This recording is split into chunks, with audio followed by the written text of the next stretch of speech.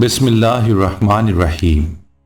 अस्सलाम वालेकुम Islamic teacher के प्यारे दोस्तों, हम उम्मीद करते हैं कि आप खैरियत से होंगे। हमारी दुआ है कि अल्लाह पाक आपको खैर आफियत से रखे। प्यारे दोस्तों, बड़े अफसोस से कहना पड़ता है कि मांगने वाले अक्सर भीख को अपना हक समझते हैं।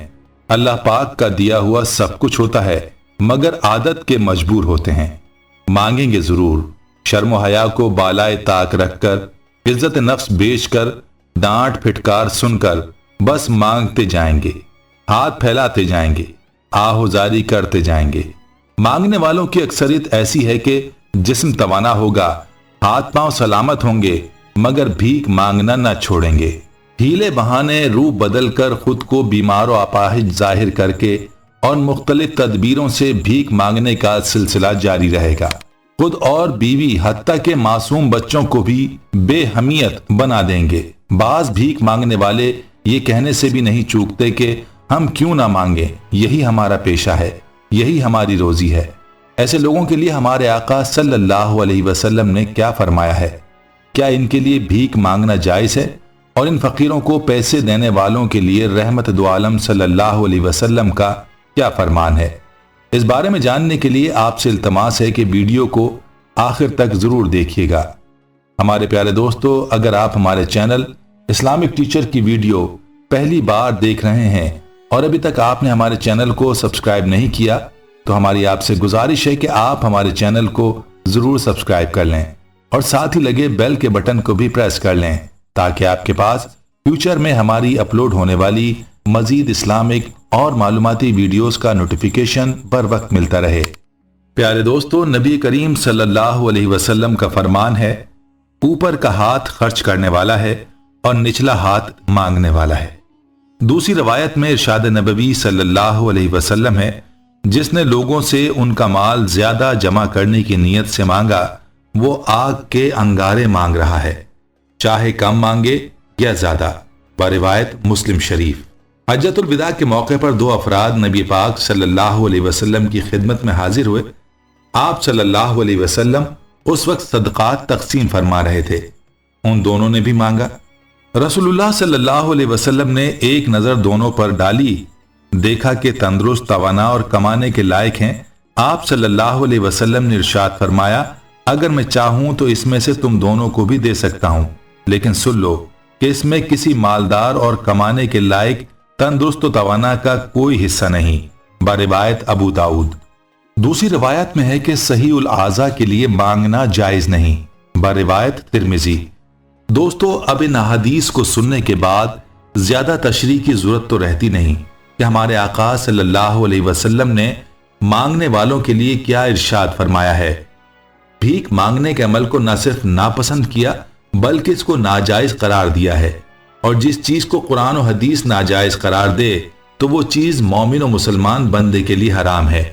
अगर हम अपने इर्द गिर्द मांगने वालों का मुहासबा करें, तो 90% उनमें से ऐसे होंगे जो कि तंदुरुस्त और तवाना होंगे, लेकिन इसके बावजूद वो भीख मांगते हैं। और हुजूर अक़दस सल्लल्लाहु अलैहि वसल्लम की हदीस से ये बात मालूम हो चुकी है कि आप सल्लल्लाहु अलैहि वसल्लम ने ऐसे लोगों को मांगने पर तंबीह फरमाई है कि जो कमाने के लायक हैं, उसके बावजूद भी मांगते हैं। दोस्तों, ऐसे लोगों को अल्लाह के नबी सल्लल्लाहु अलैहि वसल्लम ने किस चीज का दर्स दिया है, जो कि हमारे लिए भी एक सबक है। इस दर्स को इस हदीस में मुलाहिजा फरमाएं।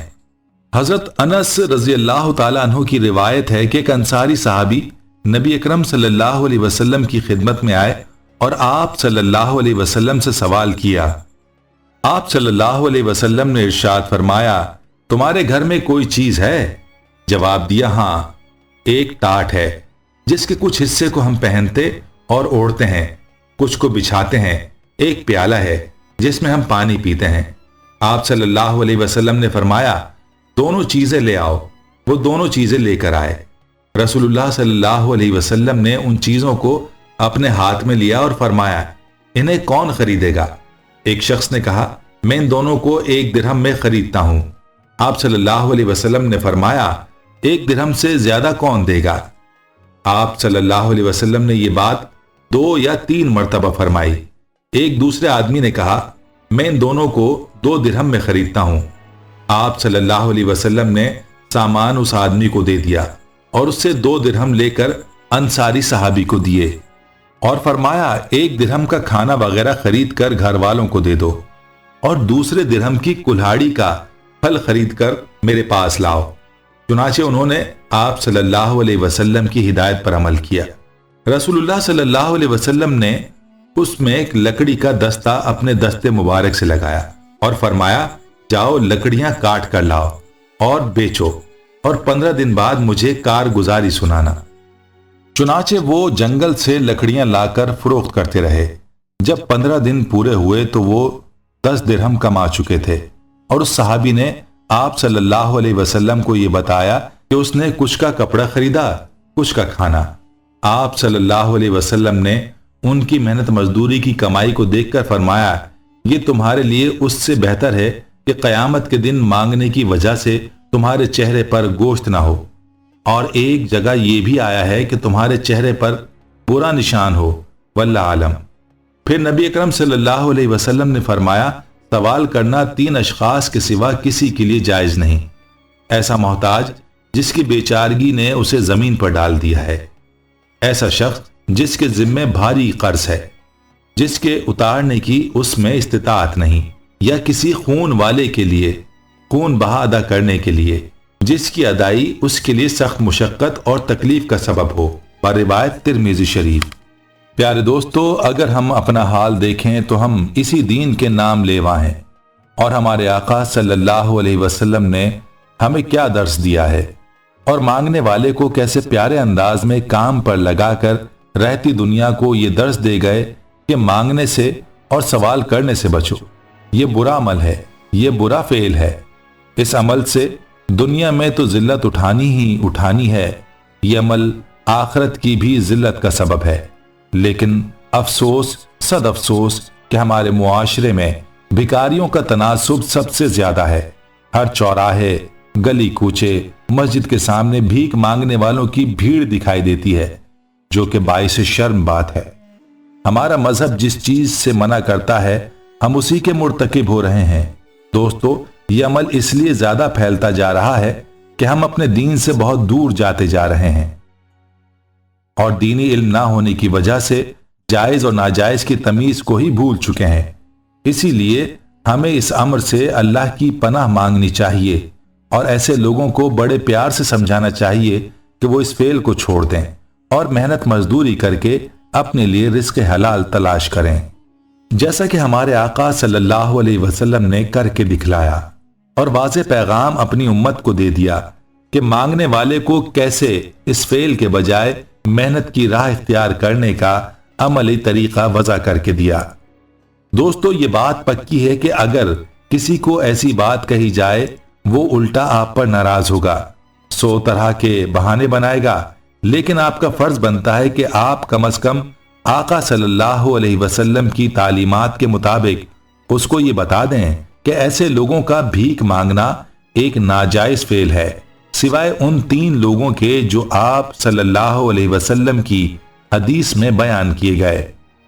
اس شخص کو یہ بتانے سے آپ کم از کم بری الذمہ ہو جائیں گے، اور اگر ہو سکے تو ایسے لوگوں کو بجائے 5-10 روپے دینے کے کسی مزدوری یا کام کا راستہ یا طریقہ بتایا جائے، اور اگر وہ اس کو اختیار کرنا چاہے تو اس میں اس کی مدد کی جائے۔